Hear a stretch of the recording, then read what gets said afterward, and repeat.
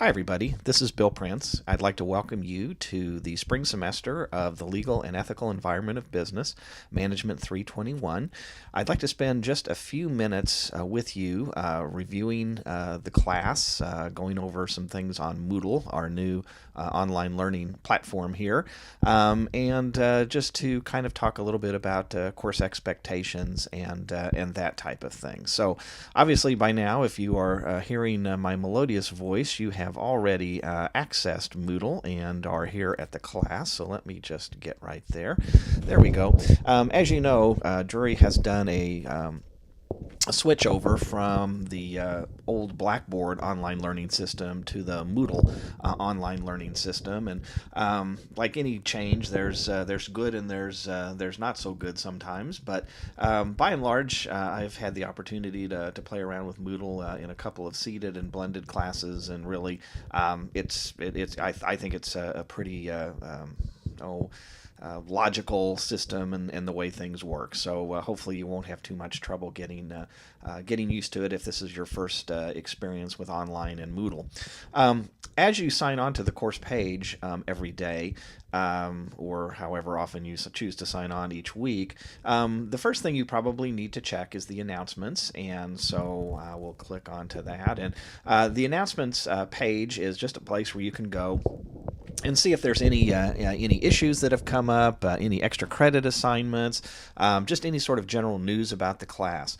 Generally, at a minimum, I will place a new announcement once a week, and that usually will come on Sundays, and we will more or less summarize a little bit about what we did the week prior and what's coming up in the next week in terms of course material, coursework, and that type of thing. So again, be sure to review that every time you sign on. Additionally, and we'll look at this here in a minute, you can go down and you can see under the syllabus and policies module, you can find general course policies and general jury policies that are spelled out there, and then the course syllabus as well. And we'll look at the course syllabus here in just a moment. You can go down to my biography and read a little bit about me if you would like to, and then we sort of get into the actual nuts and bolts of the course. And we're an 8-week course, so naturally we've broken things up into 8 weeks. And at this point, you can see as I'm doing this recording that we are populated through the week that ends April the 9th.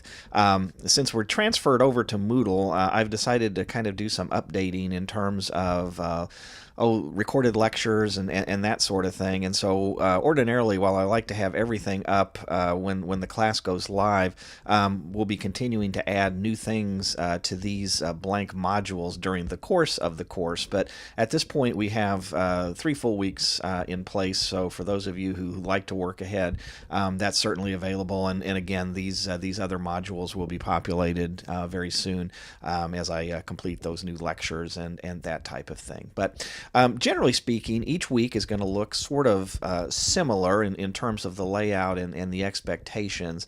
The first week, there's a few additional things. For example, I would ask that you review the syllabus, that you review this video, and then respond that you have done so, and I will be rewarding you with some extra points that way. And then there's also a getting to know you discussion thread. Since this class is exclusively online, and we're not going to get to see each other necessarily face to face, it's always good to kind of know everybody, and so this is an opportunity for you to do that, and another good opportunity to get some extra credit points by completing that. Then, generally speaking, each week is going to sort of look like this. I will post PowerPoint lectures. These are not video. They're just the PowerPoint presentation that you can use to follow along with the lecture if you like. I also, and so let me just pop one of those up for you really quick so we can see that. So you can see week 1, 4 chapters. One thing I do want to tell you, if you've looked at the book, it's relatively thin by comparison in terms of some business textbooks that you have probably come across in your career. But there is a lot of information in these books. And, many of the chapters, as we will see, particularly when we get into week 2 dealing with contracts, many of these chapters on their own could almost support an entire 8-week and certainly a semester class. So by the nature of the legal and ethical environment of business, it is a generally kind of a survey class in the sense that you won't become experts at contract law, but will understand contract law when you're done. You won't become an expert in labor and employment law, but you will understand the issues that exist there. You won't become a lawyer in this 8-week period, but you will understand the issues involving the court system and that sort of thing, and how those interact with business. So I just wanted to make that clear, because you'll probably read this and go, oh my goodness, there's just a lot of information here, and the reason for that is that there is. So I try to winnow it down. So if you read the book, you're going to get a lot in that chapter, and then in the PowerPoints and the lecture descriptions, I try to sort of winnow down the information a little bit and hopefully make it a little more palatable in that regard. So in any event, you can click on these, and let's see, one should pop up here, we would hope. There it comes. Yeah, there we go. A little slow today. So chapter 1 deals with the law in general. And again, feel free to print these out, keep them online, that sort of thing. So those will be there each and every week. Let me close out of that quickly. There we go. Then we'll go back. And then I will have done a lecture transcript or outline. So here you can basically read along with the lectures, not necessarily word for word, but pretty close. And again, you can kind of see the highlights outlined here. So you can another kind of way to ingest the material. Let me close out of that real quick. Close out of Word. There we go. All right. And then there will be actual recorded lectures. Now, these are lectures that I have done, and they are posted on YouTube. And by clicking the link, let's see if it actually works. Sometimes I got to try this stuff out, right, before we do it. There it is. And you can kind of hear me again there. So, and again, I believe you can access full screen with these if you want as well. But I try, and again, what they say about what good intentions lead you to. I try to keep these lectures between 8 and 10 minutes a piece, because that's a lot of stuff. But you'll see when we get into dealing with contracts and stuff like that, the lectures get a little longer, just because there's a bunch of material there. So anyway, so these are lectures that you can follow along again with the lecture outline or the PowerPoint. So let's get back to our module menu here. Then each week there will be a discussion question, or maybe 2 discussion questions, which you have all probably become familiar with in the world of online learning. And again, just review the questions, add a new discussion topic when you want to start replying, and so forth. Now, here's what I would say about these. There's a lot of debate amongst those of us who are in the I guess the online learning world about, what's the length? How long do these things have to be? And ordinarily what I tell people in the discussion question, your initial response to each question, should probably be 150, 200 words, something like that, well-written few paragraphs that kind of discuss the issues. When it comes to responses, though, and again, remember, each week you'll need to reply minimum of 3 times in addition to the response that you will do on Wednesdays. And again, those 3 replies need to be spread out over the course of the week. There's nothing worse than getting like 100 replies on Sunday night at 10 o'clock because you just can't have meaningful discussion in that manner. So I do ask people to um, post their discussion question response, the initial one, on Wednesdays, and then you have your 3 replies spread out over at least 3 days during the week. So that's about one reply a day over 3 days. So that's not too bad. But in terms of those replies, there is no length requirement on those. In the classroom, when we have discussions, we don't talk in well-written paragraphs. Generally speaking, we have bits and fragments, and so I understand that can happen in an online discussion as well. So I guess what I'm saying is I'm not looking for each of your replies to be a well-written essay. A sentence or two in many cases will suffice. As long as the thing is substantive, just don't, oh, I agree, or good post, or bad post. Those obviously are not substantive posts, but you can, make a point, or argue an issue, or bring up a new issue in a matter of a sentence or two. So don't worry about having, these massively long replies unless you want to, and that's totally up to you. So every week we'll have the discussion question, and let's go back here. There we go. And then I am a current events guru, not guru, wonk, I guess is probably the better word. I guess guru implies some proficiency. I'm more of a wonk that I really like the news, and I have this opinion, whether it's right or wrong, that people don't pay as much attention to the news as they should, and that could be for any number of reasons. But I've gotten in the habit in most every one of my classes anymore to have a business in the news assignment every week, and this simply is it's really pretty low-hanging fruit in terms of getting points, in that all you need to do is go online to a source of your choice: the New York Times, Time Magazine, National Geographic, the Rolling Stone, Fox News. I don't care.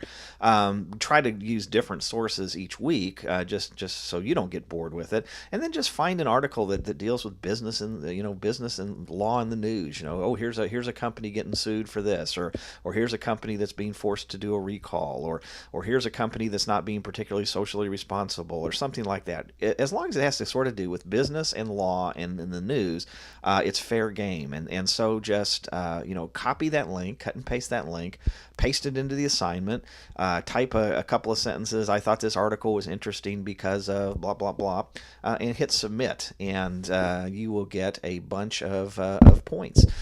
So that's what the business law in the news is, and I apologize for that Facebook notification popping up there. Sorry about that. And then each week there will be an assignment that will cover the chapter material. We'll click on that, and so generally speaking, these will come straight from the book. There are cases, there are problems, and you will be asked to do those over the material that we cover. So again, every week your discussion question, business in the news, and an assignment is pretty much going to make up the bulk of the work. All right, well, let's go look at the syllabus quickly. There we go. I'm still, as you can tell, having a little navigation issue. There we go. All right, there it comes. Okay, come forward, syllabus. Let's go. Well, where did it go? There it is. Okay, so there's our syllabus for legal environment of business, and I'm not going to go through this whole thing with you because you guys can obviously read. There we go. Just kind of want to hit some of the highlights with you. This is my contact information. I am online all of the time, or it seems like it. And so generally, if you email me or text me, you will get a response pretty quickly. There is a quick mail feature in Moodle, which I believe when you utilize that, it sends the message both to the Moodle class site and directly to my email account, which I think is listed here as well. But in any event, that's the best way to text, and then this is or to message me, and then this is my telephone number. Again, I'm generally available from 9 a.m. to 9 p.m. most days of the week. Sundays and Saturdays, I'm out doing Sunday and Saturday things, so I may not be quite as responsive as I would be during the rest of the week. But I am pretty flexible in terms of getting back to folks. So, and then here you can talk about, or you can read about what the course is about. Our book, The Legal Environment of Business. Text and Cases, 9th edition by Cross and Miller, I think is an excellent book. I've been using this for a number of years in its different iterations. This is the most current iteration of it. And the one thing about Cross and Miller is they don't they don't change their edition every year, by adding a new picture or a new puzzle and then, calling it the next edition and charging people more money. So this will be around for a while. So there'll be a good secondary market if you want to get rid of it. A lot of people keep it because there is a lot of good stuff in there. Again, here's another short version of my biography, our learning objectives. Let's see, and then I've got it pretty well broken down. This mirrors the Moodle modules, so you can see what's due and when. I want to get down to sort of the points for you and tell you where everything is. And when you see where I'm pointing here, like LO 1 through 7, we're required to have learning objectives assigned to every assignment, and so that's what that means. That these are the learning objectives that particular assignment or topic deals with. So here's what we're looking at. There'll be 8 assignments, weekly assignments from the text, the cases, and the problems that'll be worth 60 points a week for a grand total of 480 points. We'll have 8 weeks worth of discussions. Those are worth 320 points altogether, 40 points a week. Generally, the initial response to the discussion questions are worth 25 points, and then I usually 5 points apiece for the replies. That's how that's broken down. Then there'll be 8 of the business and the news assignments, which will be worth 15 points apiece, and then there'll be a final exam. It'll be online. Part of the class, obviously open note, open book, not proctored at this point in time, just kind of to review what we've covered during the course. So for a grand total of 1,000 points. So no papers, no projects, and the reason for that is that I think you're going to find yourself pretty busy just with the chapter material, because again there is just a lot of stuff that we will cover. So again, you can read the rest of the stuff about netiquette, and again, I would ask that during discussions, and I don't know that I've ever had a problem at jury with this, where I've had to counsel somebody to be nice. I think by and large most jury students handle themselves very well when they are online and having discussions, but again, just respect your fellow classmates and that kind of thing. Don't cheat. That's always a good thing, huh? And then some of the stuff that they require us to put in about Title IX and that kind of thing. So that's the syllabus and what it looks like. So hopefully this has given you a decent enough idea of sort of what we're looking at doing in the class. It's a good class. You'll learn lots of information, although at times you'll feel overwhelmed, particularly in Chapter 2 with all the contract stuff, and I apologize for that in advance. But again, I think you'll enjoy the class. I always enjoy teaching it and working with you guys. And so if you have any questions, comments, problems, or concerns, like I said, call me, message me, and I will certainly help to address those for you. So again, looking forward to the class, and we'll be visiting with you again soon. Take care.